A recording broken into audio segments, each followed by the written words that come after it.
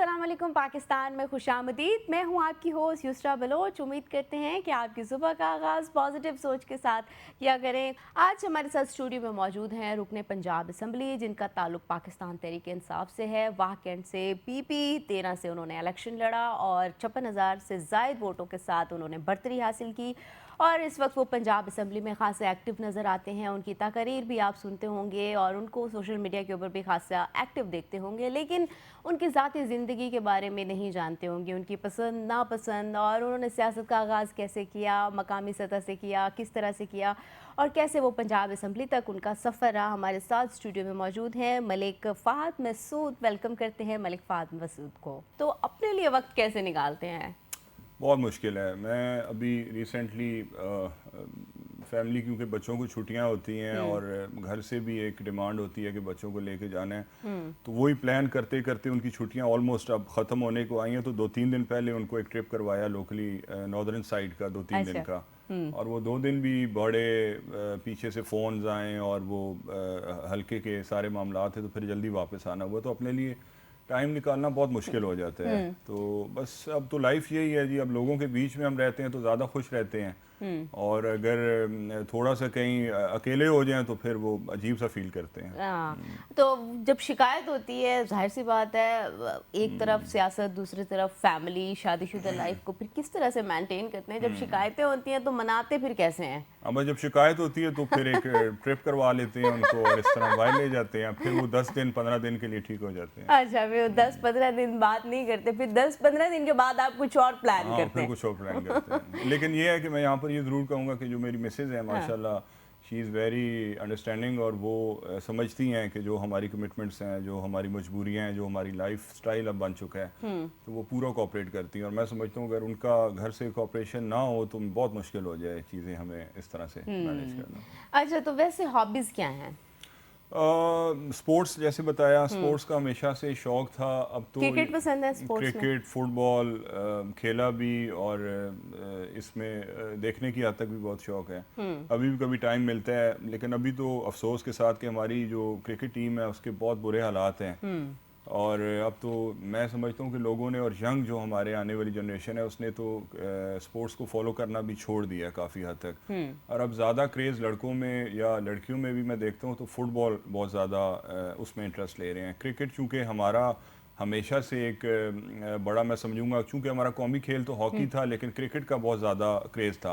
लेकिन वो ग्रेजुअली अब कम होता जा रहा है, और मैं देख रहा हूँ कि लड़के हमारे जो हैं वो उसमें इतना इंटरेस्ट नहीं ले रहे हैं। और उसका मेन रीज़न यही है कि हमारे को अच्छे, मैं समझता हूँ कि कोई आइकन्स नहीं आ रहे हैं स्पोर्ट्स में जिस तरह। लेकिन फहद, क्या समझते हैं, जब मैंने देखा है, हम रिमोट एरियाज़ की तरफ कभी ट्रैवल करते हैं तो ज़्यादातर देखने में तो क्रिकेट ही आ रहा होता है। जो बच्चे खेल रहे होते हैं, ग्राउंड्स भले उनके पास नहीं होते, जिस तरह का भी होता है वो मैनेज करके उस पर क्रिकेट ही खेल रहे होते हैं लेकिन ज़्यादातर। मैं रिमोट एरियाज़ में ऑब्वियसली, क्योंकि ये एक, मैं समझता हूँ इतना महंगा स्पोर्ट तो है नहीं है। इसमें एक बैट और एक बॉल चाहिए, और विकेट्स भी कई बार नहीं होती हैं, तो बच्चे कुर्सी या कोई इस हाँ, किस्म की मैंने तो टेबल, जो देहातों में देखा है वो ईंटें भी उन्होंने ईंटें रख रखी के हुई भी होती खेलते हैं, और हैं। हमने खुद भी सड़क पे, ग्राउंड्स में हमने इसी तरह से क्रिकेट खेली है। लेकिन जो मैं देखता हूँ ना, आज से 10-20 साल पहले जो एक क्रेज़ था क्रिकेट का, और जितने अच्छे हमारे आते थे क्रिकेटर्स, और उसमें वो बहुत अब कम हो गया। अब तो हम देखते हैं हमारी टीम की भी बुरे हालात हैं।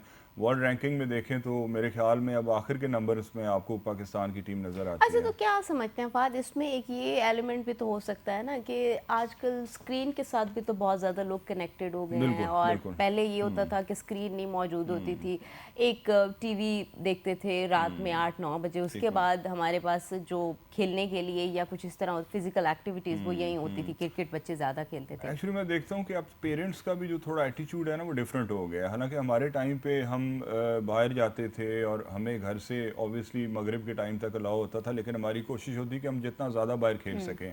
अब मैं देखने में आता है कि पेरेंट्स की कोशिश होती है कि बच्चे उनकी नज़रों के सामने रहें, और उनको उन्होंने टैब्स और वो मोबाइल्स लेके दिए हैं, और वो सारा दिन उस पर टाइम स्पेंड करते हैं। मैं कोशिश करता हूँ कि अपने बच्चों को मैं स्पोर्ट्स की तरफ लेकर आता हूँ, उनके साथ मैं खुद भी कोशिश करता हूँ जब टाइम स्पेयर मिलता है, फुटबॉल भी खेलता हूँ, क्रिकेट, ताकि इनकी फ़िज़िकल जो है वो एक्टिविटी भी साथ साथ चलती रहे। इसमें ऑब्वियसली गवर्नमेंट का भी बहुत बड़ा रोल है कि जितना वो अपने स्पोर्ट को प्रमोट करेंगे तो उतना ज़्यादा बच्चों में इंटरेस्ट आएगा इस चीज़ को लेके। तो बहुत सारे इश्यूज हैं जो एड्रेस होने वाले हैं। अच्छा, तो साथ ही साथ फ़हद, आप स्पोर्ट्स की बात कर रहे हैं और कहीं ना कहीं हम देखते हैं रिमोट एरियाज़ में या हम जाते जब हैं उस साइड पे बच्चे बहुत ज़्यादा शौक रखते हैं, खेलना चाहते हैं, लेकिन अक्सर बच्चों को अपॉर्चुनिटीज़ नहीं मिलती, ग्राउंड्स नहीं होते, फैसिलिटीज़ नहीं होती जहाँ पर बच्चे जाके खेल सकें। अक्सर मैं देखती हूँ फीमेल्स बैडमिंटन खेलना चाहती हैं, लेकिन उनके पास कोई इस तरह का कोई अपॉर्चुनिटी नहीं है जहाँ पे वो जाके खेल सकें। तो आप अपने हलके में क्या कर रहे हैं, स्पोर्ट्स के हवाले से कोई इक़दाम कर रहे हैं कि बच्चों को ऐसी फैसिलिटीज़ मिलें कि बच्चे पार्टिसिपेट कर सकें और हमारा जो टैलेंट है वो सामने आए? चूँकि मैं हमारा जो इलाका है जहाँ से मेरा ताल्लुक़ है वो एक कैंट का एरिया है, ठीक है। और मैं ख़ुद 2015 से 2000 फिर मैंने 21 में सेकंड इलेक्शन कॉन्टेस्ट किया, तो मैं तकरीबन 6-8 साल वहाँ पर मेंबर रहा हूँ। और मैंने अपने वार्ड में स्पेशली कोशिश की थी कि स्पोर्ट्स के हवाले से लड़कों को जो ग्राउंड्स के इश्यूज़ थे मेनली ये होते थे कि वहाँ पर ग्राउंड्स तो अवेलेबल थे लेकिन उनकी मेंटेनेंस पे तवज्जो नहीं दी जाती थी। तो वहाँ पर फिर मैंने उनके लिए ग्राउंड्स को लेवल करना, उनके लिए विकेट्स बनवा के देना, फुटबॉल से रिलेटेड जो लड़के थे उनके लिए डिफरेंट किस्म की उनकी डिमांड्स थी वो पूरी की। तो मेनली हमारा इंटरेक्शन जो है वो हमारे कैंट के साथ रहा। और वहाँ पर मैंने अपने वार्ड में और अपने हलके में कोशिश की है कि स्पोर्ट्स के हवाले से जितनी मैं उनके लिए हेल्पफुल साबित हो सकूँ तो मैंने किया। और मैं समझता हूँ कि हमारा जो मेन फोकस है ना जी, अब देखें जब बजट भी आता है तो उसमें स्पोर्ट्स पे, एजुकेशन पे और हेल्थ पे बहुत कम जो है वो अमाउंट रखी जाती है। तो मैं समझता हूँ जब तक आप अपने नौजवानों को स्पोर्ट्स के मौके नहीं देंगे, उसके लिए फ़ंड्स ज़्यादा नहीं रखेंगे, ग्राउंड्स नहीं होंगे, उनके लिए एकेडमीज़ बनाने की ज़रूरत है, तब तक हमारे बच्चे जो हैं वो स्पोर्ट्स की तरफ आएंगे नहीं। उनको आप एक अच्छा माहौल फ्राहम करें, वो जहाँ जाएँ उनका दिल करे खेलने को। अब होता ये है कि एक ग्राउंड के अंदर एट अ टाइम 3-3 4-4 स्पोर्ट्स हो रहे होते हैं, फुटबॉल भी खेल रहे हैं बच्चे, क्रिकेट भी खेल रहे हैं।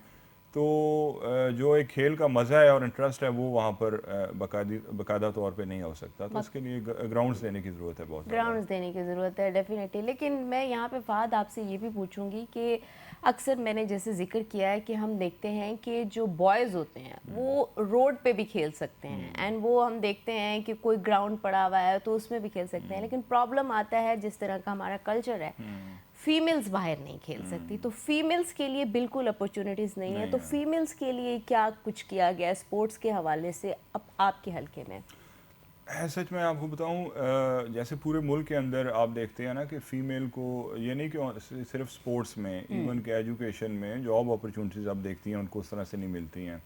तो मेरा हल्का भी उससे डिफरेंट नहीं है ऑब्वियसली, लेकिन ये ज़रूर है कि वहाँ पर मैंने देखा है कि हमारी जो फ़ीमेल हैं, हमारी जो यंग बच्चियाँ हैं, वो अब काफ़ी ज़्यादा आउटगोइंग हो गई हैं। इवन कि मैंने अभी रिसेंटली नोटिस किया कि हमारे वहाँ पर जो है कि ये स्कूटीज़ का कल्चर आया है। तो मुझे खुशी होती है देख के कि हमारी बच्चियाँ जो हैं वो अपने स्कूल और कॉलेजेस के लिए स्कूटीज़ यूज़ करती हैं, ख़ुद ड्राइव करती हैं, जाती हैं। और चूँकि ट्रांसपोर्ट के बाकायदा मौके वहाँ पर नहीं हैं बच्चियों के लिए, तो उसमें इंडिपेंडेंट होना एक बच्ची के लिए बहुत ज़रूरी है। और उसमें जिस हद तक हमें हमारा जो एक किरदार है हम अदा करते हैं, उनको अगर हमें इस हवाले से मज़ीद, मैं समझता हूँ कि हमारे वहाँ पर बहुत सारे ऐसे पॉइंट्स हैं जहाँ पर बच्चियों के लिए आप ये जो है ग्राउंड्स तो सेपरेट ऑब्वियसली नहीं हो सकते हैं, लेकिन हमारे वहाँ पर जो क्लब्स हैं उनके अंदर बच्चियों को उनके लिए एक सेपरेट टाइमिंग्स हम कोशिश करके वहाँ से बातचीत भी करते हैं कि इनके लिए एक अलग से टाइमिंग हो जहाँ पर बच्चियाँ अपनी स्विमिंग, अपना टेबल टेनिस, बैडमिंटन वो खेल सकें। तो बिल्कुल मौके बच्चियों को देने की ज़रूरत है, और मैं समझता हूँ कि लड़कों से ज़्यादा लड़कियों को इस टाइम हमें हर तरफ जो है वो प्रमोट करने की ज़रूरत है। बिल्कुल ऐसा ही है। अच्छा, स्पोर्ट्स की तो हम बात कर रहे हैं, लेकिन आप भी खासे फिट नज़र आ रहे हैं, तो आप भी फ्री टाइम में कोशिश करते हैं स्पोर्ट्स कुछ ना कुछ करते हैं? अब तो देखें जी, टाइम बहुत कम मिलता है, लेकिन मेरा शुरू से ही एक रूटीन है कि मैंने वॉक और जॉगिंग बड़ा किया है, और अभी भी टाइम मिलता है तो मैं डेफिनेटली करता हूँ, और शायद उसी वजह से अब तक जो है वो थोड़ी सी फिटनेस बरकरार है। लेकिन ये है कि जब टाइम होता था तो फिर ऑब्वियसली जिम भी किया है, स्पोर्ट्स भी खेली हैं, लेकिन अभी जिम करते हैं? नहीं, अब ये है कि रनिंग और वॉक पे ज़्यादा फोकस होता है। रनिंग एंड वॉक पे हाँ, वो कर लेता हूँ। ओके। अच्छा, तो मूवीज़ देखने का शौक है? बिल्कुल है। स्पेयर टाइम में नेटफ्लिक्स पे अच्छे जो सीजन्स हैं वो देख लेते हैं, मूवीज़ देख लेते हैं। तो बिल्कुल है, मैं देखता हूँ। एंड बच्चों के साथ, फैमिली के साथ सिनेमा में जाके मूवी देखने का कुछ? बच्चों की तो ख्वाहिश होती है हाँ। और वो मुझे बताते हैं कि बाबा अब ये नई मूवी आई है तो हमने चलना है। तो कोशिश करता हूँ लेकिन कम टाइम मिलता है, घर में ज़्यादा उनके साथ जो है वो नेटफ्लिक्स पे देख लिया या इस तरह से। तो बाकायदा सिनेमा में जाके देखना वो थोड़ा सा आजकल मुश्किल हुआ है, थोड़ी रूटीन टफ है, लेकिन ये है कि कोशिश होती है कि उनको प्रॉपर टाइम दूँ। प्रॉपर टाइम में। अच्छा, तो एक्ट्रेस कौन सी अच्छी लगती है? एक्ट्रेस पाकिस्तान में पाकिस्तान में, पाकिस्तान से बाहर कहीं पे भी आप बता सकते हैं। अच्छा, मैं इतना ज़्यादा आजकल चूँकि वो पाकिस्तानी मूवीज़ और ड्रामा से तो इन टच नहीं हूँ, लेकिन लास्टली मैंने जो देखा मेरे ख्याल में कौन सी एक्ट्रेस अच्छी हैं आपकी? मायरा खान ऑब्वियसली। वाकई मायरा तो बहुत अच्छी है। मायरा के अच्छे और अच्छा, मायरा ज़्यादा पसंद है। हाँ, मेरे ख्याल में मायरा खान ओके, और एक्टर? एक्टर तो बहुत ज़्यादा अच्छे हैं हमारे। फ़वाद खान बहुत अच्छे हैं। अच्छा। वो तो बाहर भी उन्होंने काफ़ी काम किया है। और शान है, हुमायूं सईद हैं, वो जो एक आपकी एक जो चल रही है लॉट, वो ठीक है, बहुत अच्छे हैं। अच्छा, एक्टिंग अच्छी और मौसीकी में इंटरेस्ट है? गुनगुनाते हैं, गाने वाने सुनते हैं? नहीं, मैं गुनगुनाता बिल्कुल भी नहीं हूँ। अच्छा। लेकिन ये है कि सुनने की हद तक शौक है जी। सुनने के हद तक कौन सा सॉन्ग अच्छा लगता है? पर्टिकुलरली तो मैं कुछ नहीं बता सकूंगा कि कौन सा, लेकिन ये है कि जो अच्छा म्यूज़िक हो। हम चूँकि 90s के बच्चे हैं तो हमें ज़्यादातर तो जो उस टाइम पे 90s के सॉन्ग थे अभी भी वो कभी सुनते हैं, शोर शराबे से हट के, तो वो अच्छे लगते हैं। लेकिन अभी भी जो हमारे यहाँ पर जो कल्चर है, जो पॉप कल्चर है या जो रैप हो रहा है, वो भी अच्छा है। तो वो भी समटाइम्स जब कभी बहुत ज़्यादा अच्छा मूड है या लाउड दिल कर है तो वो सुनते हैं जी। अच्छा, तो शॉपिंग का शौक है? वैसे मर्दों को शॉपिंग का शौक बड़ा कम होता है, मैं लेकिन फिर भी नहीं, मुझे है, अच्छा, आपको जी। है? मैं बिल्कुल भी ये नहीं कहूँगा कि मुझे नहीं है, मुझे शौक़ है। और मेरे ख्याल में मेरी जो बेगम है उनसे ज़्यादा मुझे शॉपिंग का शौक़ है और मैं जाता हूँ तो काफ़ी अच्छा, बेगम से ज़्यादा है आपको शॉपिंग का शौक? हाँ, मैं तो जाता हूँ। वो तो नॉर्मली अगर उनको ज़रूरत के मुताबिक वो देख लेती हैं चीज़, लेकिन मैं गैर ज़रूरी तौर पे भी कोई चीज़ें ले लेता होता हूँ जो मुझे अच्छी लगे, तो मुझे शौक़ है। अच्छा, फिर तो मुझे लगता है आपकी अहलिया आपसे खासी खुश रहती होंगी कि शॉपिंग हाँ, का इस शौक हवाले रखते से, हैं, इस हवाले क्योंकि से। वरना यही देखा जाता है कि मर्दों को शॉपिंग का शौक बिल्कुल नहीं होता और वो फीमेल्स को कह रहे होते हैं बस जल्दी करो वापस चलते हैं। बल्कि थोड़ा सा ये भी मैं आपको बताऊंगा कि यहाँ पर थोड़ा उल्ट है। मेरे केस में होता ये है कि हस्बैंड जो है वो वाइफ को बताते हैं कि आपको ये चीज़ अच्छी लगेगी, आप ये ले लो। तो मुझे वो उल्टा खुद दिलवारी होती है कि ये ठीक है, ये ले लें, ये ले लें। तो वो थोड़ा सा डिफरेंट है इस केस में। अच्छा, तो यूजुअली किस तरह की ड्रेसिंग सबसे ज़्यादा अच्छी लगती है, ट्रेडिशनल या वेस्टर्न? नहीं, कैजुअल मैं ज़्यादा वेयर करता हूँ, लेकिन हल्के में चूँकि जाना होता है कभी किसी शादी की तकरीब में, किसी जनाजे पे, तो फिर ऑब्वियसली वो फिर हमारा जो कल्चर है शलवार कमीज़ वो ज़्यादा वेयर करते हैं। ठीक, अभी मुझे ब्रेक के लिए कहा जा रहा है। नाजरीन, बहुत इंटरेस्टिंग कॉन्वर्सेशन चल रही है, कहीं मत जाइएगा, हमारे साथ रहिएगा।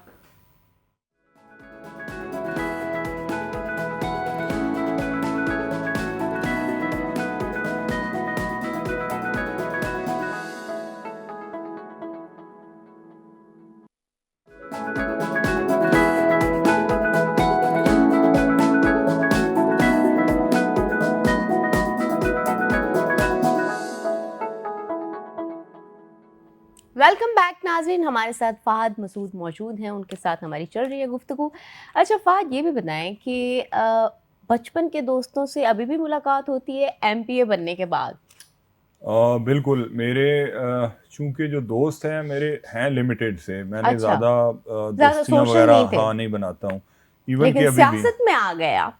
हाँ, नहीं, लेकिन पॉलिटिक्स में देखें आप, जिसको मिलते हैं ऑब्वियसली वो आपका दोस्त नहीं होता है। आप किसी ना किसी काम के हवाले से उनके साथ आपकी मुलाकात होती है। मेरे लिमिटेड से दोस्त हैं और वो पुराने, आई थिंक स्कूल से तो नहीं मैं कहूँगा, लेकिन कॉलेज के मेरे दोस्त हैं जो अब तक मेरे साथ हैं। वो 5-6 लड़के हैं जिनके साथ मैं टाइम गुजारना पसंद करता हूँ। चूँकि पुराने दोस्त हैं तो एक दूसरे के बारे में जानते भी हैं, तो उनके साथ ही टाइम स्पेंड करना अच्छा लगता है। उनके साथ टाइम स्पेंड करना। अच्छा, तो सियासत में भी दोस्त, वैसे तो कहते हैं सियासत में कोई दोस्त नहीं होता, लेकिन आपका कोई दोस्त है सियासत में? सियासत में बिल्कुल आपने ठीक कहा कि दोस्तियां इतनी पायदार नहीं होती हैं। लेकिन बिल्कुल है, मेरा दोस्त है रावलपिंडी से मेरे साथ एमपीए भी इलेक्ट हुए हैं तनवीर असलम, तो उसके साथ मेरी अच्छी बॉन्डिंग है, दोस्ती है। इवन कि हम सेशन में जब भी आते हैं हम साथ आते हैं, अभी मेरे साथ आए हुए अच्छा, कभी ऐसे हुआ कि अपोजिशन के साथ बहुत ज़्यादा गर्मा गर्मी हो गई हो और उसके बाद आपने दोबारा आराम से दोस्ती भी कर ली हो उनके साथ? बिल्कुल गर्मा गर्मी हमारी इनके साथ कई बार हो चुकी है जी, और अच्छा लगता है, थोड़ा सा एक लाइवली जब माहौल असम्बली का रहता है। बल्कि मैं आपको बताऊंगा कि रिसेंटली हम तकरीबन 27 के करीब हमारे जो पीटीआई के दोस्त हैं मेरे समेत, हमें जो है वो सेशन से तकरीबन मेरे ख्याल में for more than a month हमें उन्होंने मुअत्तल किए रखा, अच्छा। क्योंकि हमारा गवर्नमेंट के बेंचेस के साथ एक बड़ा वहाँ पर एक सेशन के दौरान एक झगड़ा तो नहीं कहूँगा, लेकिन हमारा काफ़ी एक इंटेंस किस्म के मोमेंट उनके साथ हुए थे। तो वो होते रहते हैं, और मेरे ख्याल में वो नेशनल असम्बली में भी आप देखेंगी, और स्पेशली बजट के जब सेशन हमारा आता है तो उसमें ये प्रैक्टिस ज़्यादा होती है ये जी। प्रैक्टिस है। हाँ। अच्छा, ये भी बताएं, आपने चलें ये तो बताया, लेकिन अपोजिशन में से आपको कौन लगता है कि इसके साथ मेरी अच्छी बॉन्डिंग है? हमारे जो अपने कोलीग्स हैं उनके साथ जो हाँ, अपोजिशन में। सारे अच्छे हैं, मैं आपको नहीं, बताऊं। कोई एक नाम लेना। ये तो वही सियासी बयान हुआ कि सारे ही अच्छे हैं। देखिए हमारे जितने पीटीआई के मोस्टली इस बार जो आए हैं मेरे समेत, वो यंग लड़के काफ़ी आए हैं चलें, जिनको अच्छा पीएमएलएन से बता दें फिर आप। पीएमएल में कोई मुझे ऐसा बंदा नज़र, वैसे मैं नहीं, आपको ये तो बताऊं। मुमकिन नहीं है, इतने अच्छा, सारे मैं लोग हैं। पुरानों में अगर मैं बात करूंगा, हाँ। मैं पंजाब असम्बली की बात नहीं करूंगा, लेकिन मुझे जो है ख्वाजा साद रफ़ीक अच्छा। पर्सनली पसंद है। अच्छा। क्योंकि वो मुझे ऐसा आदमी है कि जो अपने बिल्कुल जो सियासी लोगों में एक आदत होती है कि वो चीज़ों को तोड़ मोड़ के वो स्ट्रेट फॉरवर्ड बात करते हैं, तो मुझे उनकी जो है वो बाकियों से पसंद है उनकी अच्छा, बातचीत है। ख्वाजा साद रफ़ीक है। हाँ। ओके, अच्छा, ख्वाजा साद रफ़ीक, वाक़ई ख्वाजा साद रफ़ीक को अक्सर लोग नाम हाँ। लेते भी हैं। अच्छा, साथ ही साथ आपके हलके के ऊपर भी अब थोड़ी-सी बात करते हैं। इस वक़्त बुनियादी मसाइल आपके हलके की क्या हैं? अल्हम्दुलिल्लाह मैं कहूँगा कि मेरे हलके के अंदर इतने ज़्यादा इश्यूज़ नहीं हैं, क्योंकि लिमिटेड सी आबादी है, तकरीबन 4 लाख के करीब मेरे हलके के अंदर लोग हैं जी। और एजुकेशन और हेल्थ के हवाले से तो चीज़ें बहुत बेहतर हैं। हुँ, हाँ, इंफ्रास्ट्रक्चर थोड़ा-सा बेहतर करने की ज़रूरत है आउटसाइड द कैंट एरिया, क्योंकि हुँ, जो कैंट के अंदर चीज़ें डिफरेंट है, वहाँ हुँ, पर तो हर किस्म की सहूलत है, लेकिन कैंट से बाहर अगर आप देखेंगे तो वहाँ पर हमारा एक जीटी रोड का बड़ा मेजर इशू है। हुँ, उसको बेहतर करने की ज़रूरत है और उस पे काम होने की ज़रूरत है। एक हमारे वहाँ पर हॉस्पिटल है, वाह जनरल हॉस्पिटल के नाम से, तो उसको भी अपग्रेड करने की ज़रूरत है। वहाँ पर काफ़ी ज़्यादा इश्यूज़ हैं, इलाज के हवाले से लोगों को रेफ़र किया जाता है रावलपिंडी में। तो मेरी कोशिश है, और मैं गाए बगाए असम्बली में इस हवाले से बात भी करता रहता हूँ कि हुँ, उसको जो है उसको बेहतर करने की ज़रूरत है, और वहाँ पर जो है सेहत की जो सहूलियात है वो लोगों को पहुँचाने की बहुत ज़रूरत है। हुँ। तो मेजर यही इश्यूज़ हैं, बाकी तो चीज़ें अल्हम्दुलिल्लाह ठीक हैं जी वहाँ पे। अच्छा, तो बजट में आपने ये भी ज़िक्र किया था हुँ, कि जो सरकारी मुलाज़मीन हैं, हुँ। उनकी तनख्वाहों में 7% जो इज़ाफ़ा है, वो हाँ, नाकाफ़ी है। यस। क्या कहेंगे दोबारा उसके ऊपर? बिल्कुल, क्योंकि मेरा जो एरिया वहाँ पर मोस्टली जो हमारे वहाँ ऑर्डिनेंस फैक्ट्रीज़ में वर्कर काम करते हैं, तो उनका जो एक जो लाइफ़स्टाइल मैं देखता हूँ, हुँ, बहुत सारे इश्यूज़ होते हैं। ऑब्वियसली एक लिमिटेड सी तनख्वाह के अंदर उनका गुज़ारा करना और बच्चों को लेके चलना मुश्किल होता है। हुँ, और मैं समझता हूँ कि पाकिस्तान के अंदर ज़्यादातर जो सरकारी मुलाज़मीन हैं, हुँ, उनको हमेशा से, क्योंकि जब भी बजट आता है तो उनको एक आस उम्मीद होती है कि उनके लिए कोई बेहतरी होगी। हुँ, उनके लिए शायद उनकी तनख्वाहों में खातिर ख्वाह इज़ाफ़ा किया जाएगा, लेकिन उनको हमेशा से जो मैंने देखा है, कोई भी गवर्नमेंट हो, हुँ, मैं ये नहीं है कि नून की गवर्नमेंट को क्रिटिसाइज़ करूँगा, हर गवर्नमेंट में उनके साथ ऐसे ही हुआ है, लेकिन कोशिश होनी चाहिए कि उनके लिए जितना बेहतर हो सके, क्योंकि देखें आखिरकार ये जो मज़दूर हैं, ये जो मेहनत कश हैं, ये हमारे माशरे की बैकबोन है, हुँ। और इन्हीं से जो है वो हमारा मुल्क जो है वो चल रहा है अब तक, तो इनका ख्याल रखने की बहुत ज़रूरत है जी। इनका ख़्याल रखने की बहुत ज़्यादा ज़रूरत है। अच्छा, साथ ही साथ ये भी बताएँ कि जो ख़वातीन हैं, ज़ाहिर-सी बात है, किसी भी मुल्क की तरक्की का बड़ा अहम सतून जी। होती हैं। तो उनके लिए बहुत सी हम देखते हैं कि ख़वातीन जो होती हैं, वो तालीम हासिल घरेलू अखराजात की वजह से नहीं कर पाती, तो उनके लिए क्या मौक़े पैदा किए जा रहे हैं आपके हलके में? ख़वातीन के हवाले से देखें, हमारा उनके साथ इंटरेक्शन तो रहता है इस हवाले से, और हुँ, पर्सनल कैपेसिटी में कोशिश भी करते हैं, चूँकि हम गवर्नमेंट में नहीं हैं, लेकिन हुँ, अपने लेवल पे या अपने जो दोस्तों का एक हमारा ग्रुप है, तो हमारी कोशिश होती है कि इनके लिए कोई अगर इंडिविजुअली हम तक अपने मसाइल लेकर आता है, बहुत सारी ख़वातीन रब्ता करती हैं बच्चों के बुक्स के हवाले से या उनको स्कूल में एडमिशन करवाने के हवाले से, तो कोशिश होती है कि प्राइवेट सेक्टर जो भी है उनके साथ मिल के इनके एडमिशन्स का मसला हल करें, उनकी तनख्वाहों में जितना रिलीफ उनको दे सकते हैं वो हम देते हैं। कई बच्चियों की हमें कोशिश करते हैं कि इनकी तनख्वाहें फ़ीसेस इनकी माफ़ करवाई जाएँ। तो वो एक ज़ाती हवाले से एक प्रैक्टिस हमने जारी रखी हुई है, और मेरी ख्वाहिश है कि गवर्नमेंट इस हवाले से कोई ऐसी स्ट्रेटजी बनाए कि जिसमें ख़ासकर हमारा फोकस ज़्यादा बच्चियों पे हो, क्योंकि मैं समझता हूँ कि एक माशरे को जो है अगर आपने बेहतरी की तरफ देखना है तो उसमें ख़वातीन का किरदार बहुत इंपॉर्टेंट है। कोई भी बच्चा है उसकी अगर कामयाबी है तो उसके पीछे उसकी माँ का हाथ होगा, और उसके बाद फिर उसकी फैमिली में उसकी वाइफ है, उसकी बहन है, उसका किरदार होता है। तो अगर आप ख़वातीन को मजबूत करेंगे, उनको अच्छी एजुकेशन देंगे, तो मैं समझता हूँ कि माशरा आपका जो है वो बहुत ज़्यादा अच्छे तरीके से काम करेगा, तरक्की अच्छे तरीके करेगा। से काम करेगा। अच्छा, लेकिन साथ ही साथ मैं ये भी पूछूंगी, क्योंकि अक्सर हम देखते हैं कि पाकिस्तान में बहुत कम, अगर एक हम डिग्री हासिल करते हैं तो उसके साथ हमारे पास कोई स्किल नहीं होती, उसके बाद डिग्री हासिल करने के बाद भी बहुत सी बच्चियाँ जो हैं वो अनएम्प्लॉयमेंट का ही शिकार होती हैं, नौकरी नहीं मिल रही, और उसके बाद इतनी ज़्यादा इन्वेस्टमेंट करने के बाद भी वो घरों में बैठी हुई होती हैं। तो कोई स्किल्स के लिए कोई ट्रेनिंग सेंटर्स कुछ इस तरह के कायम किए जा रहे हैं आपके होने हल्के में? चाहिए, होने चाहिए, क्योंकि अब जैसे आपने कहा कि बच्चियां अब ज़्यादातर स्किल्ड जो है वो एजुकेशन की तरफ भी आ रही हैं।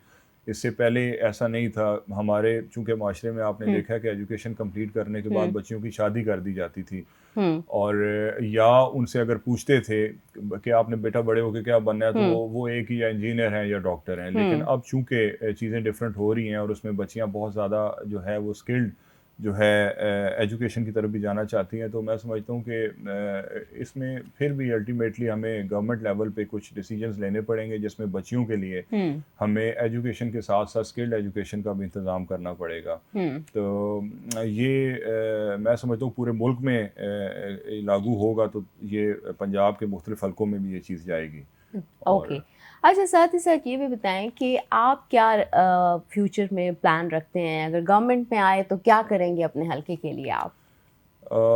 जी बिल्कुल, प्लान्स हैं, और कोशिश यही है कि हम अपोजिशन में भी रह के हमारी कोशिश ये होती है कि लोगों के बिला तफरीक हुँ, किसी भी जमात से उनका ताल्लुक हो, हुँ, अपने हल्के के लोगों के काम आएँ, उनके साथ मिलजुल के उनके साथ राब्ते का एक सिलसिला बहाल रखें और हुँ, उनके इश्यूज़ को एड्रेस करें। तो ऑब्वियसली अगर अल्लाह करेगा कभी गवर्नमेंट में हम लोग आते हैं, हुँ, तो इसमें अपने हल्के के हवाले से जो करंट इश्यूज़ होंगे उस टाइम के, हुँ। तो उनको बहुत जो है वो एनर्जेटिकली और अच्छे तरीके से एड्रेस भी करेंगे, और कोशिश करेंगे कि एजुकेशन पे और हेल्थ पे काम किया जाए ज़्यादा, और स्पोर्ट्स के हवाले से। Education, health and sports. अच्छा, ख़ासकर फ़ीमेल का मैं ज़रूर पूछूँगी, उनके हवाले से क्या प्लान है? फ़ीमेल्स के लिए क्या किया जाएगा? क्योंकि अक्सर जब गवर्नमेंट में आते हैं तो अक्सर देखा जाता है कि फिर वो दावे पीछे रह जाते हैं। तो ख़वातीन के लिए क्या किया जाएगा? बेसिकली ख़वातीन देखे ना, हमारे यहाँ पे अक्सर हमने देखा है, और ये बात सच है कि बच्चियाँ पढ़ाई में भी अगर हम देखते हैं तो हुँ, वो लड़कों के मुकाबले में बहुत ज़्यादा उनका एक अच्छा उनके रिज़ल्ट्स भी अच्छे आते हैं और उनकी एक अप्रोच अच्छी है।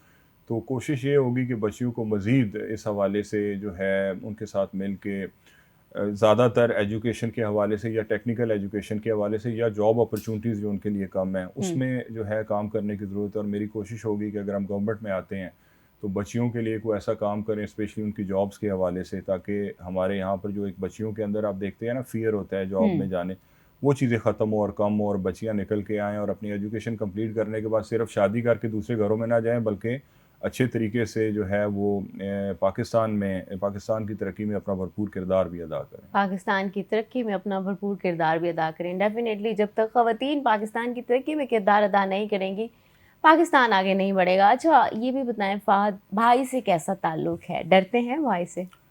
कह सकते हैं, भाई चूँकि बड़े हैं मेरे से, और उनके साथ एक बड़ा इज़्ज़त और एहतराम का रिश्ता है, उनकी हुँ, काफ़ी रिस्पेक्ट करते हैं। हुँ। तो डरना तो नहीं, लेकिन ये है कि एक वो जो एक लिहाज़ होता है बड़े भाई का, वो मेंटेन्ड है जी, हुँ, वो अच्छा। रखते हैं। तो कभी डाँट पड़ी है अभी रिसेंटली कोई? पड़ जाती है। मैं थोड़ा-सा, मुझे कहते हैं कि तू मैं थोड़ा-सा जज़्बाती हूँ और अच्छा। चीज़ों को लेके बहुत ज़्यादा हुँ, सीरियस ले लेता हूँ चीज़ों को। वो मुझे कहते हैं कि पॉलिटिक्स में हमेशा थोड़ा ठंडे दिमाग के साथ और तहम्मुल के साथ चीज़ों को लेके चलना पड़ता है। हम चूंकि अपोजिशन में, हमारे पास लोग आते हैं अपने इश्यूज को लेके, तो आपको पता है कि जो पीटीआई अपोजिशन काट रही है, पहले की अपोजिशन में और आपकी अपोजिशन में बहुत फ़र्क है। तो हमारा चूंकि अब लोगों के इश्यूज हैं उनको हल करवाना होता है, तो उसके लिए अगर किसी महकमे में कॉल करते हैं या किसी से बात करें और आगे से प्रॉपर रिस्पॉन्स ना आए, तो फिर आगे से मेरा भी शायद हार्श उनके साथ रवैया, तो उस पर जो है वो भाई की तरफ से एक समझाते हैं कि यार थोड़ा सा चीज़ों को कूल करो और ठंडे दिमाग से देखा करो। अच्छा, तो फिर आप उनके मशवरे पे अमल दरामद कोशिश करता हूँ, लेकिन फिर जो है 2 दिन बाद चीज़ें तब्दील हो जाती हैं। तब्दील हो जाती है चीज़ें। अच्छा, हल्के की आवाम से किस तरह का ताल्लुक है? कॉल्स आती हैं, कभी गुस्सा आया है रात में 3 बजे कॉल आई हो? नहीं, गुस्सा कभी भी नहीं आता है, चूँकि जब भी कोई कॉल करता है तो मैं ये समझता हूँ कि ये एक अल्लाह की तरफ से आपको एक बहुत बड़ा एक, मैं समझता हूँ कि एक मकाम होता है कि किसी शख्स के पास कोई शख्स अपना काम लेके आता है, तो मैं तो हमेशा वेलकम करता हूँ जब भी मुझे किसी बंदे ने रब्ता किया, और मेरी कोशिश होती है कि अगर मैं उसकी कॉल उस टाइम अटेंड ना कर सकूँ तो मैं उसको रिप्लाई करता हूँ ज़रूर, व्हाट्सएप पे या जिस तरह भी है। ओके। अच्छा, तो कभी कोई ऐसा वाक़या शेयर करें कि कभी कोई रात को कॉल आई हो और बड़ी देर से आई हो, और जब मसला निकला हो वो इतना ही कोई मसला अटेंशन देने वाला ना हो और आपको हँसी भी आई हो और गुस्सा भी आया हो? ख़वातीन की कभी कोई लेट नाइट कॉल आ जाए किसी हवाले से, तो वो ऑब्वियसली मैं अगर अटेंड ना कर सकूं तो वो फिर बेगम के लिए थोड़ा अलार्मिंग होता है कि इस टाइम पे कौन फ़ोन कर रहा है, और अगर अटेंड ना करें तो वो ज़्यादा डाउट में चली जाती है कि आप इस टाइम फ़ोन पिक नहीं कर रहे हैं। तो ये छोटी मोटी चीज़ें होती हैं, लेकिन अब ये है कि वो उनको इस चीज़ की भी समझ आ गई है कि लोगों का कोई पता नहीं है, किसी भी टाइम आपको रब्ता कर अच्छा, सकते हैं। तो वैसे आपने खुद को बड़ा फिट भी रखा हुआ है, तो फीमेल्स की कॉल्स आती हैं और सोशल मीडिया पेजेस के ऊपर कमेंट्स आते हैं इस तरह के? मैंने असल में सोशल मीडिया पे खुद को काफ़ी लिमिटेड किया हुआ अच्छा। है। ये जो नए-नए जितने भी ये वो आए हुए हैं वो मैं यूज़ नहीं करता हूँ बहुत ज़्यादा, और कोशिश होती है कि काम से रिलेटेड ही राब्ता किया जाए। तो कोई ख़ास ऐसा सच कोई बचे हुए हैं अच्छा, अल्हम्दुलिल्लाह बचे हुए हैं। तो एलिया को फिर किस तरह से कहते हैं कि ये हल्के की आवाम की कॉल्स आ रही हैं भई? नहीं, समटाइम्स तो मैं उनको और स्पीकर ऑन करके सुना भी देता हूँ कि देखो अच्छा। ये काम से रिलेटेड कोई फ़ोन आ रहा है, ऐसी कोई बात नहीं है। तो अच्छा, ये एलिया एलिया ही होती है? हाँ, वो तो आपको पता है, वो तो अच्छा, तो आपको भी स्पीकर ऑन करके सुनाना पड़ता है? नहीं, अक्सर नहीं, लेकिन कभी-कभार मुतमिन करने के लिए कभी-कभी आपको ये काम भी करना पड़ता है। तो वैसे अल्हम्दुलिल्लाह कभी उन्होंने इस तरह से शक नहीं किया, लेकिन चूँकि हमारे कल्चर में एक जो बेगम है उसका एक ख़ास माइंडसेट है, तो वो है, अच्छा। वो रहता है। ओके, कितने बच्चे हैं आपके? मेरी अल्हम्दुलिल्लाह जी 2 बेटियाँ हैं जी। अच्छा, 2 बेटी हैं। क्या बनाना चाहते हैं, या वो भी आपको देख के सियासत में आना चाहती हैं? उनको अब थोड़ा बहुत समझ, क्योंकि मेरी बड़ी बेटी माशाल्लाह फ़ातिमा जो है वो 12 साल की है, और जो छोटी बेटी आयज़ा है वो 10 साल की है। तो वो मेरे से अक्सर पूछती है, अब उसको समझ आती है चीज़ें कि बाबा आप क्या करते हैं, अच्छा आपने आज स्पीच करनी है, आप कहाँ जा रहे हैं, आज आपका सेशन कब है, तो वो इंटरेस्ट इस चीज़ में लेती है। लेकिन मेरा बच्चियों के हवाले से ये है कि वो, मैं हमेशा से कहता हूँ, मैं इवन कि अपनी वाइफ को भी ये चीज़ कहता हूँ कि इनका ये बड़े हो के इनका जिस तरफ भी इंटरेस्ट होगा, तो मेरी तरफ से पूरी इनको जो है वो बैकिंग होगी कि जो कुछ करना चाहें। लेकिन ऑब्वियसली मेरी वाइफ का एक है कि बच्चियों को डॉक्टर बनाना है, अच्छा। तो अब देखें वो तो किस्मत नसीब है जिस तरफ भी चली गई, लेकिन मेरी तरफ से उनको आज़ादी है, वो जो भी कुछ करना चाहें तो मैं जो उनको भी वो सपोर्ट कुछ करूँगा करना इंशाल्लाह। चाहें। अच्छा, तो कभी ऐसा हुआ है कि आपकी बेटियों ने मशवरा दिया हो कि पापा इस तरह से नहीं, इस तरह से किया करें, स्पीच में यूँ किया करें?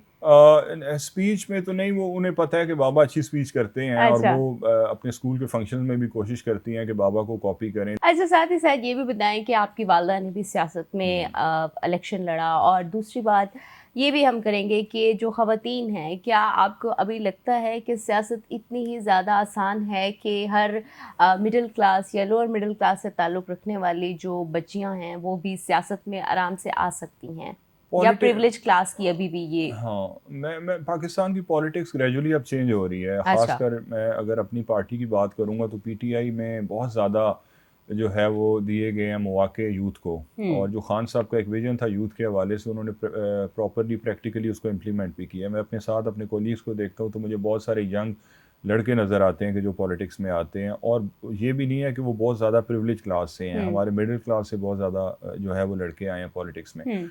बच्चियों के हवाले से मैं कहूँगा कि स्टिल कमी है। बच्चियों को पॉलिटिक्स में उस तरह से हमारे शायद कल्चर के अंदर भी इतना ज़्यादा प्रमोट नहीं किया जाता है।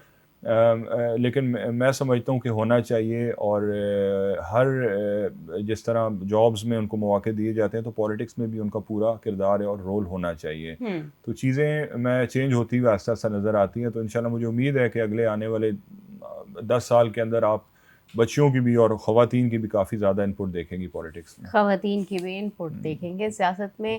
फ़ाद साहब, आपका बहुत बहुत शुक्रिया, थैंक यू सो आपने मच। अपना कीमती वक्त दिया है। नाज़रीन, आपने भी सुनी है आज की कॉन्वर्सेशन। अभी हम जाते हैं ब्रेक पे, ब्रेक से वापस आएंगे तो नए मेहमान का आपसे तारुफ करवाएंगे। हमारे साथ रहिएगा।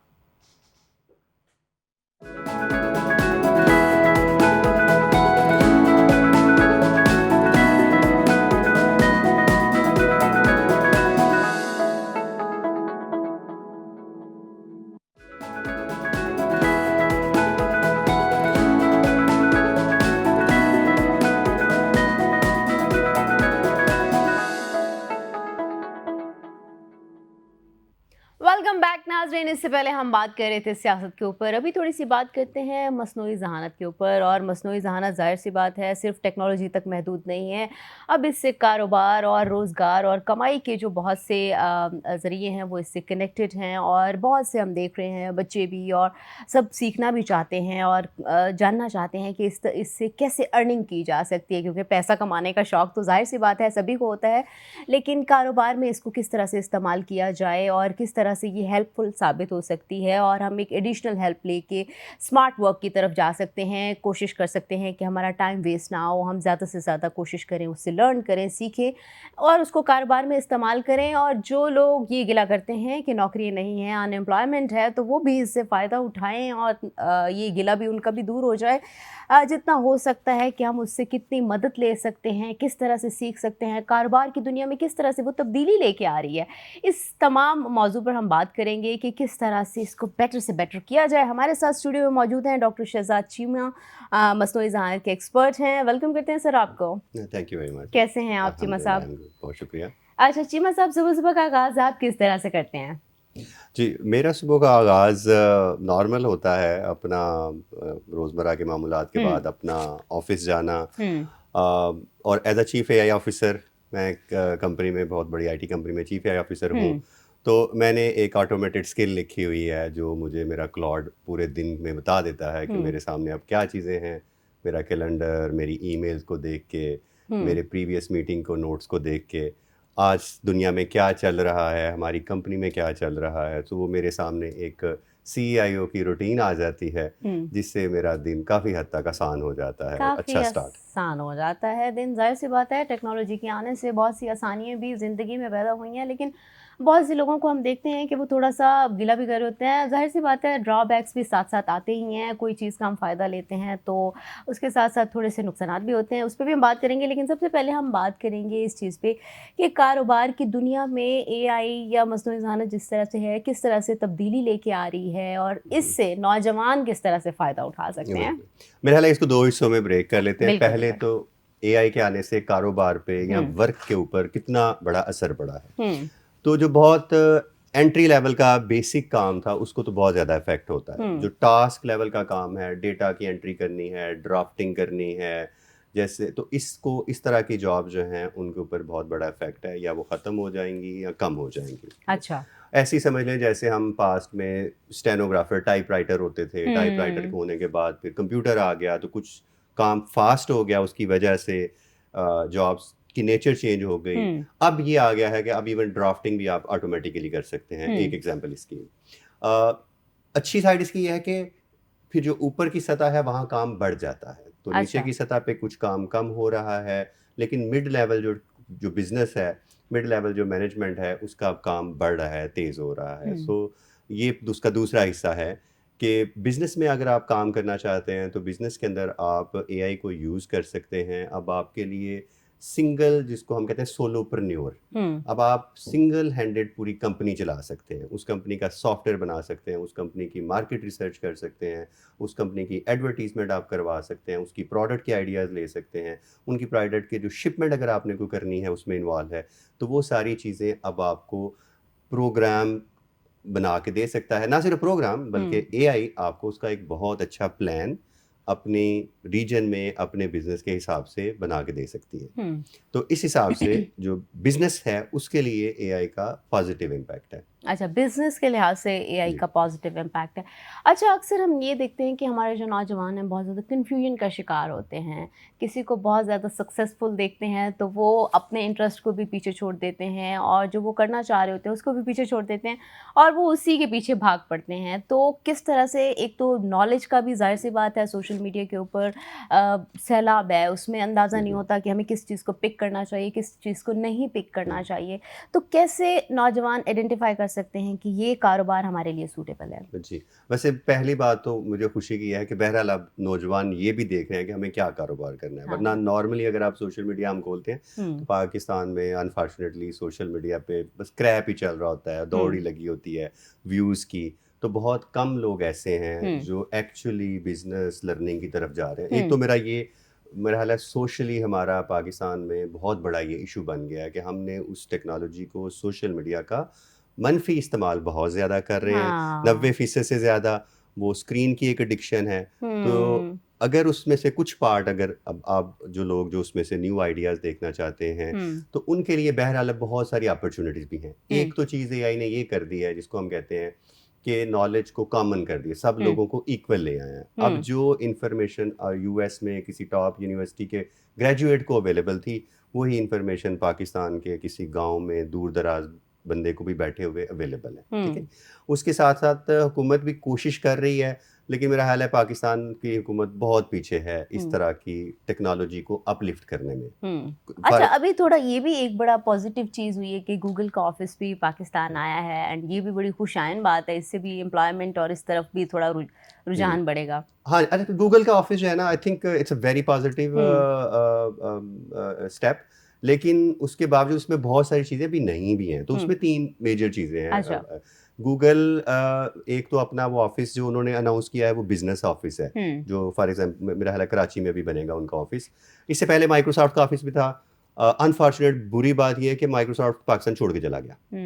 तो हुँ, एक पार्ट जो बड़ी कंपनियाँ लेके आती हैं, वो ये आती हैं कि यहाँ पे हमने क्या सेल करना है। हुँ, वो सेल करने के लिए जब आते हैं तो वो देखते हैं कि जी गवर्नमेंट होती है क्लाइंट, हुँ, गवर्नमेंट के पास बहुत सारे पैसे हैं, हुँ, एजुकेशन इंडस्ट्री होती है, तो एक पार्ट गूगल का वो है जिसमें वो सेल कर रहे हैं। लेकिन on hmm, the positive side, जो पॉजिटिव कह लें या मोर कंट्रीब्यूटिंग साइड, वो है जिसमें वो 1.5 लाख लोगों को सर्टिफिकेशन की ट्रेनिंग दे रहे हैं। ये हुँ, उनका प्रोग्राम। तो वो हुँ, जो आपने पिछला क्वेश्चन पूछा कि नौजवान क्या कर सकते हैं, हुँ, वो अब गूगल के जो टूल्स हैं, प्लेटफॉर्म है, जेमिनी है, उसको इस्तेमाल कर सकते हैं, उसके ऊपर अपने आप को इवैल्यूएट कर सकते हैं और वो एक लर्निंग कोर्सेज़ करके 1 साल में उनका ये प्रोग्राम है। आई थिंक ये एक बहुत पॉज़िटिव चीज़ है। बहुत तीसरी जो चीज़ है, जैसे क्रोम बुक्स हैं, गूगल की जो लैपटॉप हैं, तो गूगल ने कहा है कि ये वाले लैपटॉप जो इधर हरीपुर के करीब मैन्युफैक्चरिंग इंडस्ट्री है, कंपनी है, हुँ, वहाँ पे बनाए जाएँगे। हुँ, 5 लाख के करीब लैपटॉप हर हुँ, साल। हुँ, उसमें बहरहाल पॉज़िटिव चीज़ ये है कि पाकिस्तान में बहरहाल असेंबली हो रही है। हुँ, जो उसके पाकिस्तान उनमें से किसी भी चीज़ का, और मेरा ख़्याल है इस पे सोचना चाहिए कि हम बैटरी भी नहीं बनाते, हुँ, हम कोई एलसीडी भी नहीं बनाते, हुँ, हम कोई पीसी भी नहीं बनाते, चिप्स नहीं बनाते। हुँ, तो चिप्स वगैरह तो मुश्किल चीज़ें हैं, लेकिन कम से कम बैटरी और एलसीडीज़ की ऐसी चीज़ें हैं जो शायद पाकिस्तान में बनाई जानी चाहिए थी। तो हुँ, गूगल का वो जो प्रोग्राम है वो बेसिकली लोकल पाकिस्तानी इदारों का प्रोग्राम है। हुँ, हुँ, उसमें वो नोटबुक्स जो गूगल के कंप्यूटर्स हैं वो हुँ, असेंबल होंगे।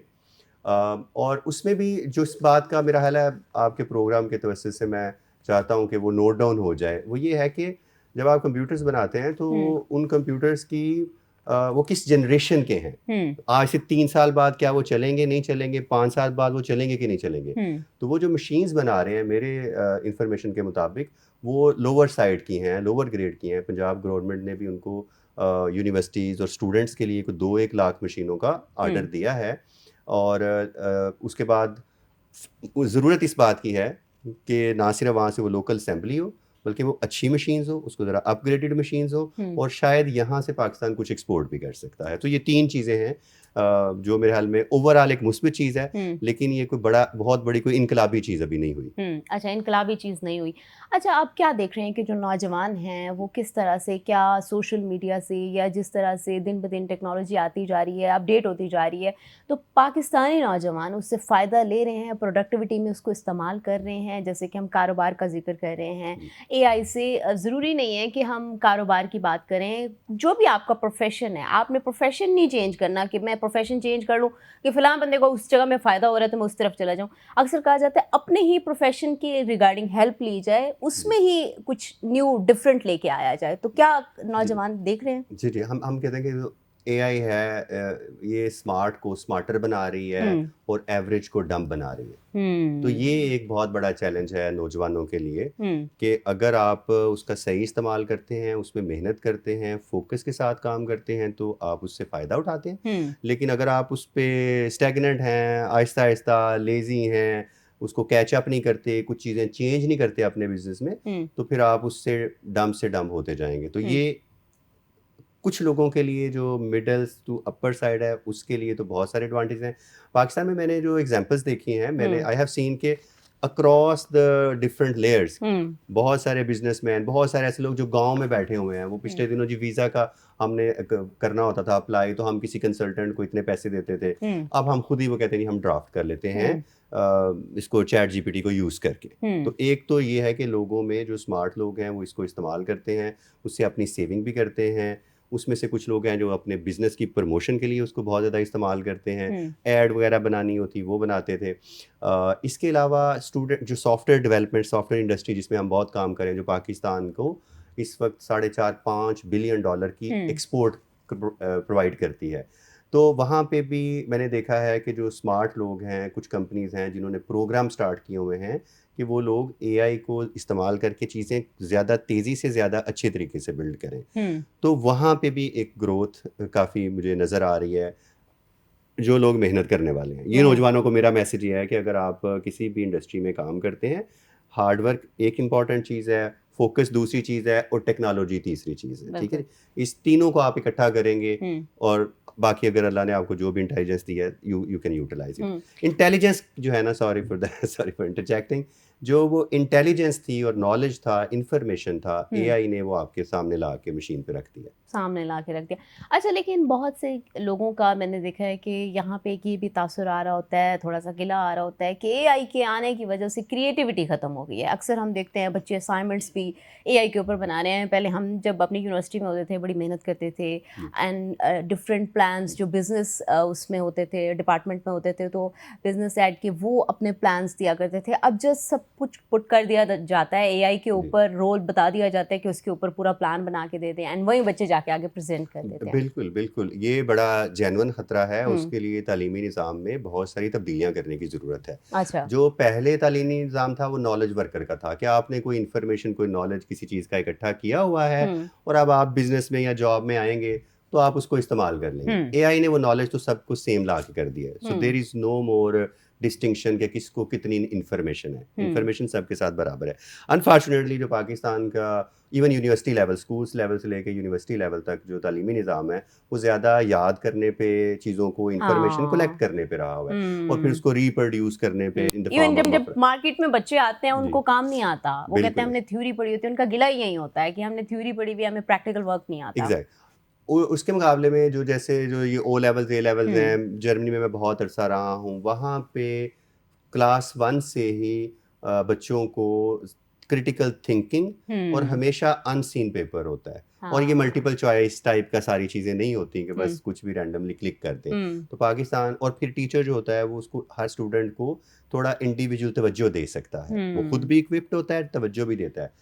एग्ज़ाम का मेथड कई दफ़े से अब यानी वो जो पुराना एग्ज़ाम था ना कि आप घर से असाइनमेंट ले आएँ, हुँ, अब इसकी ज़रूरत ही नहीं है। आपको हुँ, पता है वो भी असाइनमेंट चैट जीपीटी से लिख के ले आएँगे हाँ, एंड ये कोई इतना आसान नहीं है कि उसको आप बाद में चेक भी करें। चेक सो भी करें एंड बड़ा टाइम भी ल लग ल लिखने वाला भी चैट जीपीटी से लिखवा के लेके आ रहा है, चेक करने वाला भी चैट जीपीटी को दे हाँ, देता है। सो एग्ज़ैक्टली लर्निंग खत्म हो गई है। हाँ, बिल्कुल। ऐसे उसका फिर ये है कि टीचर्स को तालीमी निज़ाम में एक तब्दीलियाँ। स्टूडेंट फ़ोकस्ड होना पड़ेगा और ओरल एग्ज़ाम्स होते हैं, आप उनको हुँ, टेस्ट कर लेते हैं, असेसमेंट। हुँ, इसके अलावा as an education in journal आपको काम करना पड़ेगा कि अब हम वो नॉलेज इंफॉर्मेशन नहीं बता रहे, अब हम इनके अंदर एक critical thinking, problem solving, communication, management, responsibility, ये वाली ट्रेड्स हमने बिल्ड करनी है। ये वाली ट्रेड्स हमने बिल्ड करनी है। अभी मुझे ब्रेक के लिए कहा जा रहा है नाज़रीन, अभी हम जाते हैं एक छोटी सी ब्रेक पे, कहीं मत जाइएगा, हमारे साथ रहिएगा।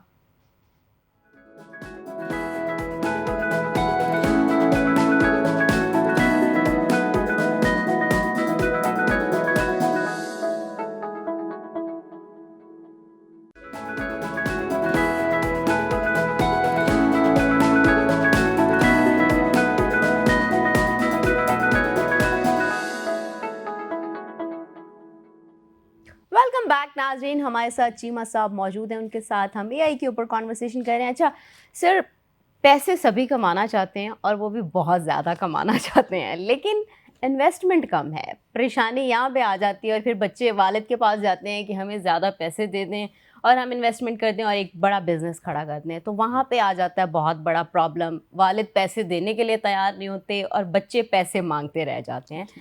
लेकिन इसमें अभी एआई के ज़माने में क्या किया जा सकता है कि अगर उनके पास स्किल है तो वो उसको अर्निंग में कैसे बदल सकते जी हैं? जी, अभी देखिए, एक तो है ना, आप जो बिजनेस है, आपके पास पैसे हैं, आप कोई फिजिकल बिजनेस कर लेते हैं, ठीक है जी, आपने कोई शॉप कर लिया, आपने रेस्टोरेंट बना लिया, कोई भी फिजिकल बिजनेस। लेकिन पाकिस्तान में मिडिल क्लास खसूसी तौर पे उसके पास इतनी इन्वेस्टमेंट नहीं होती, तो उनके पास फिर ऑप्शन वही नॉलेज और स्किल ही रह जाती है, ठीक है।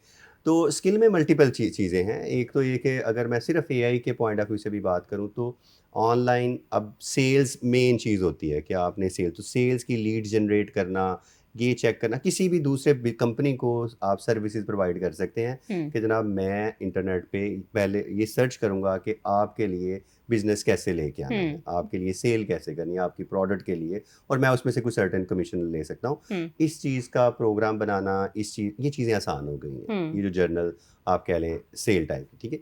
इसके अलावा पहले कंटेंट डेवलपमेंट का बहुत सारा काम था, मैं लोगो बना लूँगा तो हाँ। मैं उससे बहुत सारे पैसे कमा लूँगा।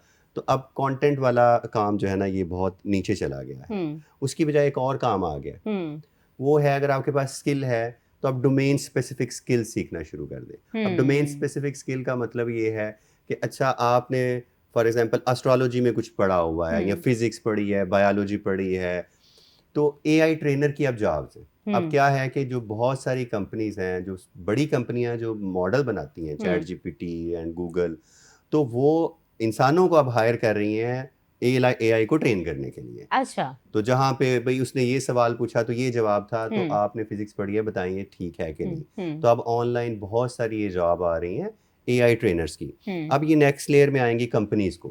तो जो कंपनियां कोई भी बिजनेस करती हैं जो टेक्नोलॉजी में है खसूसन, अब उनको ज़रूरत पड़ रही है, इवन हमारी कंपनी भी इसी तरह के लोग ढूंढ रही है जो अपनी अपनी डोमेन का नॉलेज लेके आएं, ताकि हम उसके नए सॉफ्टवेयर बना सकें। अपने कस्टमर के पास जब हम जाते हैं तो हम उनको कह सकें कि जी हमें इस सारी इंफॉर्मेशन का, लॉजिस्टिक है, कोई भी इंडस्ट्री है तो हमें उसका पता है। और इस तरह से अब ज़रूरत है इस चीज़ की, जो हमने रिकमेंड भी किया है रिसेंटली गवर्नमेंट को इन डिफरेंट वेज, कि अब ये मर्ज करने की ज़रूरत है कि एक टेक्नोलॉजी एक्सपर्ट थे, एक वो लोग हैं जो किसी जर्नल स्किल को किसी खास डोमेन में रखते हैं, तो इन दोनों को किसी तरीके से इकट्ठा किया जाए। तो उससे पाकिस्तान में वो जो इंडस्ट्री और एकेडेमिया का गैप है नॉलेज का, कि जिन लोगों को बिजनेस का, इंडस्ट्री का पता है, उनको टेक्नोलॉजी नहीं आती, जिनको टेक्नोलॉजी का पता है वो दूसरी चीज़ नहीं पता, वो किसी हद तक कम हो जाएगा। अच्छा, साथ ही साथ एक बहुत बड़ा प्रॉब्लम है, अक्सर हम देखते हैं सोशल मीडिया के ऊपर बहुत सी वीडियोस, बहुत सी पिक्चर्स फेक सर्कुलेट कर रही होती हैं और उसमें हमें आइडेंटिफाई करना बड़ा डिफ़िकल्ट हो जाता है कि ये ओरिजिनल भी हैं कि नहीं ओरिजिनल। तो ये आजकल तो बहुत ज़्यादा हो रहा है एंड इसका मिसयूज़ बहुत ज़्यादा हो रहा है।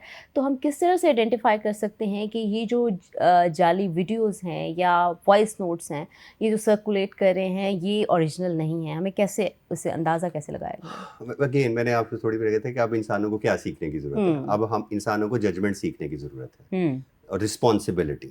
ठीक, जब 2017 में उसके आसपास ये डीप फेक आया, तो अब हमने उस वक्त टेस्ट करना इसको शुरू कर दिया और हमने ये देखा कि पहले इसके मिसाइल ज़्यादा थे, ब्लर आ जाता था, कोई 5 की बजाय 6 उंगलियां नजर आ गई। लेकिन अब एआई बहुत हद तक इस स्टेज पे पहुंच चुकी हुई है कि एक आम इंसान के लिए इसको डिफरेंशिएट करना बड़ा मुश्किल है। एक आम इंसान के लिए बहुत मुश्किल है। इसीलिए अब एआई को सीखना हर इंसान के लिए ज़रूरी हो गया। यानी ये चीज़ ज़रूरी हो गई है कि आपको ये समझ आ जाए कि इट्स कि जो चीज़ मैं अब देख रहा हूँ, इज़ इट रियली पॉसिबल कि नहीं पॉसिबल।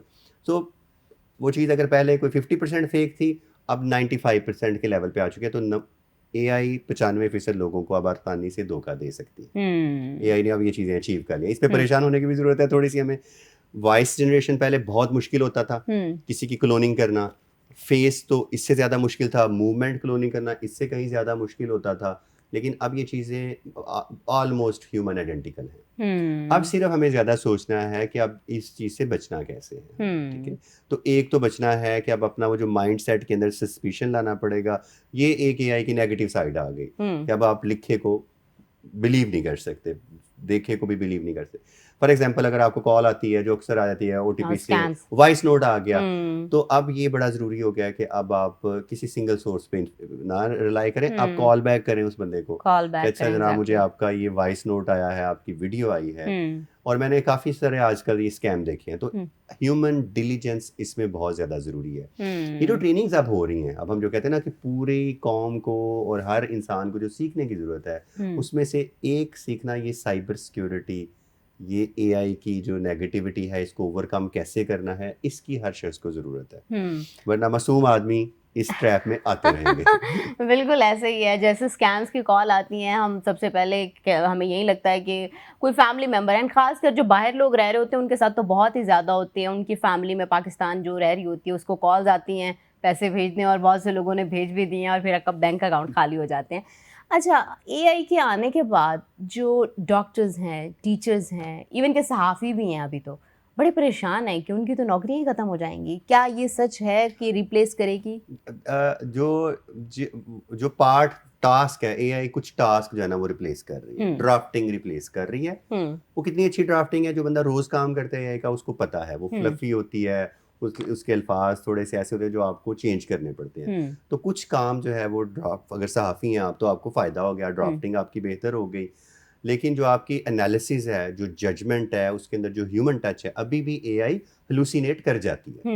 अभी भी आप इवन उसको कहते भी है ना कि मुझे उस खबर का रेफरेंस इंटरनेट से उठा दो, और कई दफ़ा वो खुद ही बनू भी लेती है। तो अभी भी सहाफ़ियों के लिए, जो जर्नलिस्ट हैं या कोई भी नॉलेज वर्कर है, उसका जजमेंट पार्ट, सिंथेसिस, उस इंफॉर्मेशन को इकट्ठा करना, और रिस्पॉन्सिबिलिटी पार्ट वो उसी पे है। अभी भी अगर आप लोगों से कहें, या एक जर्नल सेंसिस है कि ये एआई जनरेटेड कंटेंट है वर्सेस कि ये किसी ह्यूमन ने किया है, तो अभी भी लोग उस ह्यूमन पे बिलीव ज़्यादा करते हैं। अच्छा, मैं पिछले दिनों एक ये भी देख रही थी कि एक खातून टीवी पे अपेयर हुई थी और वो बता रही थी कि एक डॉक्टर ने जो भी उनकी कंडीशन थी हेल्थ, वो डायग्नोज नहीं कर पाए, बट एआई ने कर ली।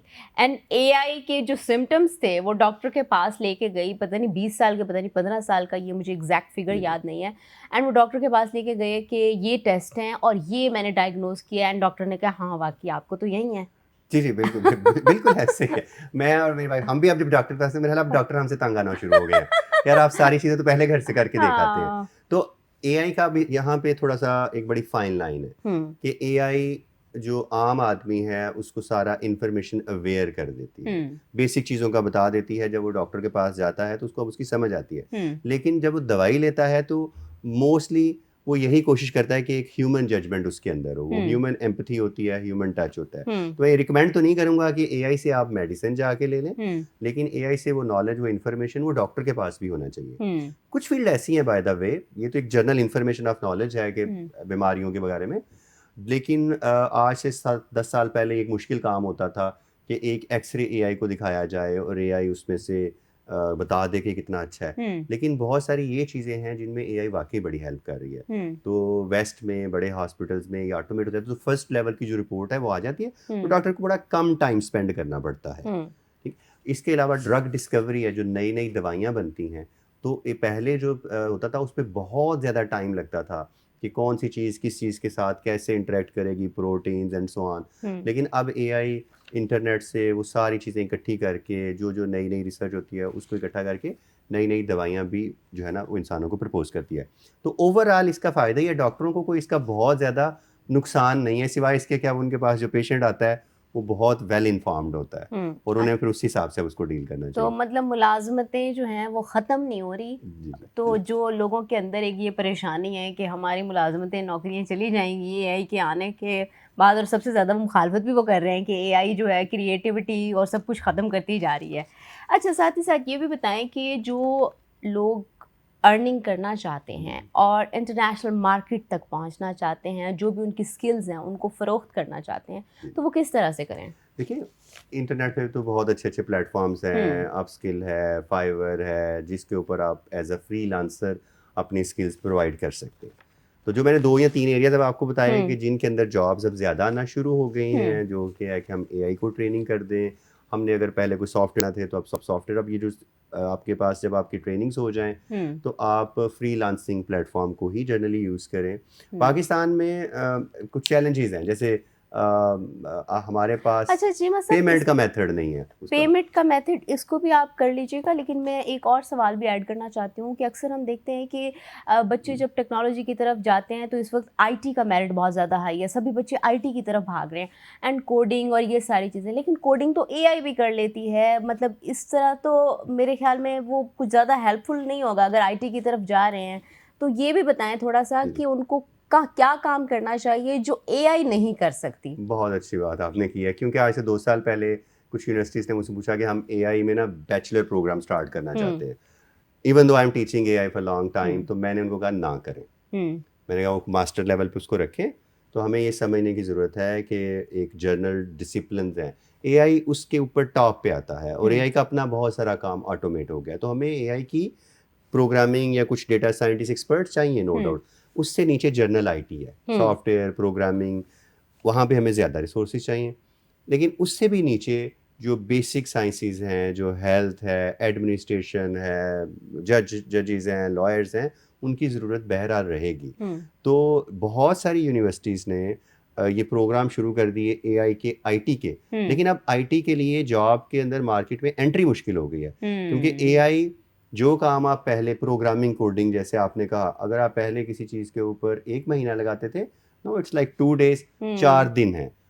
तो या प्रैक्टिकली इसने उस काम को 30 टू 50% रिड्यूस कर दिया है। और ये पाकिस्तान की इंडस्ट्री के लिए एक बड़ा चैलेंज है। और जो स्टूडेंट दौड़ते चले जाते हैं ना कि दौड़ते हम थे, सॉफ्टवेयर में हाँ। जाके एडमिशन ले लेते हैं और बस नौकरी तो हमारी पक्की है, तो एंट्री लेवल जॉब्स अब बहुत मुश्किल हो रही हैं। तो इसलिए उनको फिर इसको डाइवर्स करके रखना चाहिए। तो ज़रूरत इस चीज़ की है, जो जैसे मैंने बाहर आपको एग्जांपल दिया, यूरोप में पर्टिकुलरली जर्मनी में, तो वो मल्टी डिसिप्लिनरी बैचलर डिग्रियां करवाते हैं कि अगर आप मैथमेटिक्स है उसके साथ आईटी है, बिजनेस है उसके साथ आईटी है, ताकि जब एक इंसान बाहर निकले तो उसके पास एक डाइवर्स स्किल सेट हो। डाइवर्स स्किल सेट हो। डॉक्टर शहजाद चीमा साहब, आपका बहुत बहुत शुक्रिया, आपने अपना कीमती वक्त दिया है। नाज़रीन, आपने भी सुनी आज की कॉन्वर्सेशन, यकीनन आपको बहुत सारी इन्फॉर्मेशन में इजाफा हुआ होगा कि क्या करना चाहिए, एआई से किस तरह से मदद लेनी चाहिए। आज तक के लिए इतना ही। अपनी होस्ट युस्रा बलोच को अस्सलाम वालेकुम पाकिस्तान से दीजिए इजाज़त, फिर मिलेंगे नए मेहमानों के साथ, तब तक के लिए अल्लाह हाफिज़।